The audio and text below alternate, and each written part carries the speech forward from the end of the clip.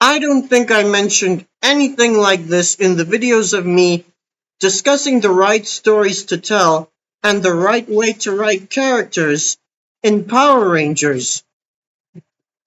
But this is something about it to consider. It's that all the events in all the shows of this franchise should be in one and the same continuity, which everything that happens, as well as when and why they happen, can be understood. Power Rangers is a franchise with many stories and many characters to focus on in them. But I don't think the right ideology to give for all of it to exist in where and when it's set is thought enough. When more and more goes on as episodes go on, they all need to fit together in the best way possible to be the most logical as possible. In this video, I list what I think should be mandates of how the continuity of Power Rangers should be intact. Now, it may be just the most key ones that all shows should follow. Any meant to be applied for a show of one team of Rangers will be for other videos. I'll still say a lot though.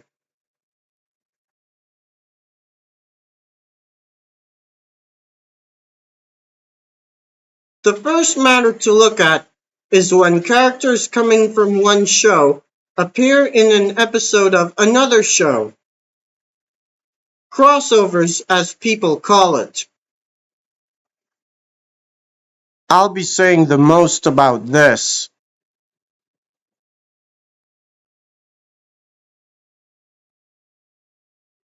Super Sentai has had crossovers with other media franchises. Power Rangers does not have to do the same thing. Most often, something of Super Sentai featuring someone from Kamen Rider is made. Something like that was done in the premiere of the third season of Mighty Morphin Power Rangers. It was initially evidence of a new show to be a spin-off of Mighty Morphin Power Rangers. Who can tell me how people took to that?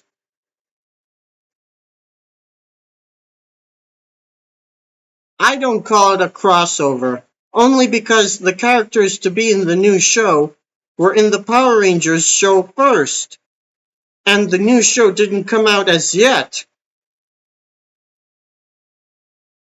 And when that spin-off show was officially unveiled, there was no linkage to anything from the Power Rangers show. Meanwhile, in Power Rangers, there was neither a second appearance nor even a mention of either the main hero or the main enemy.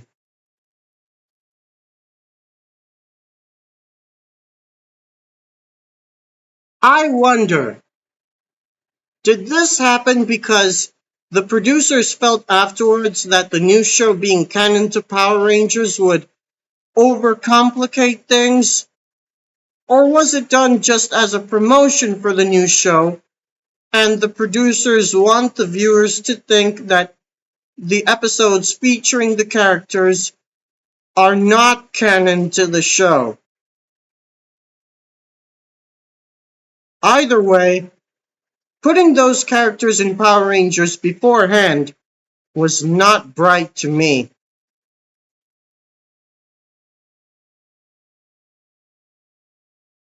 And then there was what I think is a bizarre variation of the Teenage Mutant Ninja Turtles.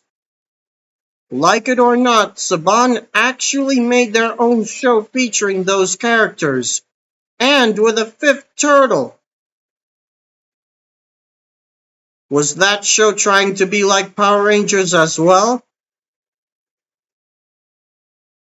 And a crossover happened with them and the Space Rangers, which I'd say without doubt didn't appeal to a lot of people.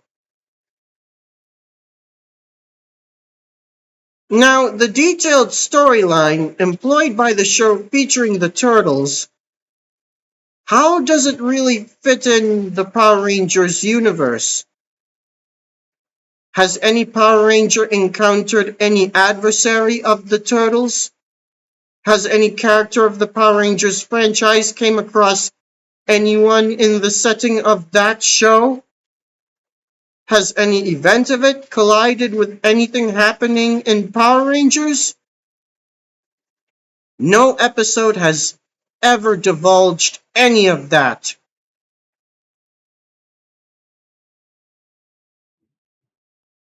As much as crossovers of different characters can be fun to watch in any media, it isn't meant for everything that has characters.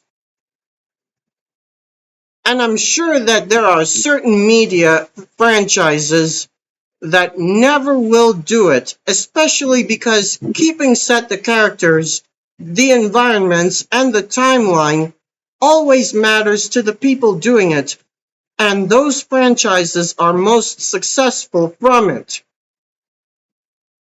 And I think it's that kind of franchise Power Rangers should always be. Therefore, as important it is to retain the quality of the storytelling and the characters in the episodes of Power Rangers, implementing characters from any other franchise of any media should not happen.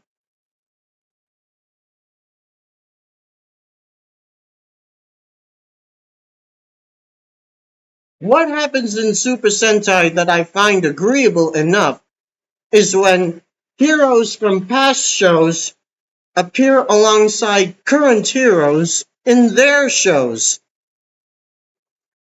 And it's agreeable enough to me that just the same thing happens in Power Rangers, and for more than just reusing Japanese footage. I don't consider those crossovers, and with good reasons. But other than that, it's not every time it worked for everyone who sees it. I mean, it certainly isn't all the situations when they happened that were the right situations for it. And not every past Ranger who appeared in each of the situations would have really worked for it either. Were there times and places when this kind of team up should have happened? And which Rangers should be put there and then? You tell me.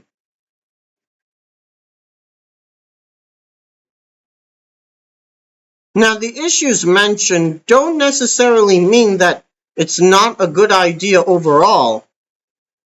I think it helps further establish the world and universe of the franchise and its canon. It's just that it should not be something to happen randomly. That being said, it works best when the situation is totally right for it, the right heroes are there, and when those heroes have their developments maintained in their new appearances.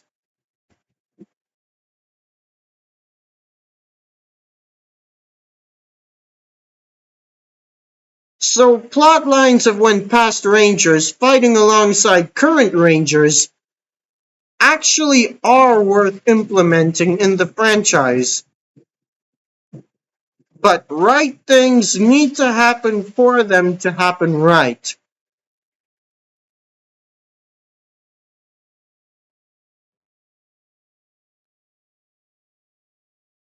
And characters comprising of heroes and villains and others coming from different dimensions or alternate timelines don't work for me. And I say this because it happened the few times it did in Power Rangers. I might have brought this point up already in another video. Look at RPM and Dino Charge. Why are the heroic teams in those shows called Power Rangers, and who called them that if there is no influence of Zordon to begin with? That and the synopsis and setting for each of them were such that they actually should be in separate continuities, which isn't all that good for the rest of the franchise.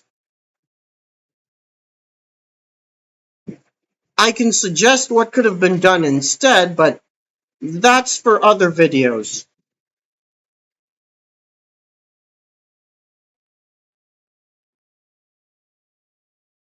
So this franchise would have been its greatest if all happenings of all episodes existed under the same space-time continuum, especially should there come a time when all the heroic suits of Power Rangers have to be seen and worn. But of course, all the happenings need to be the right happenings. No alternate timelines and no multiverses. I don't believe in those things.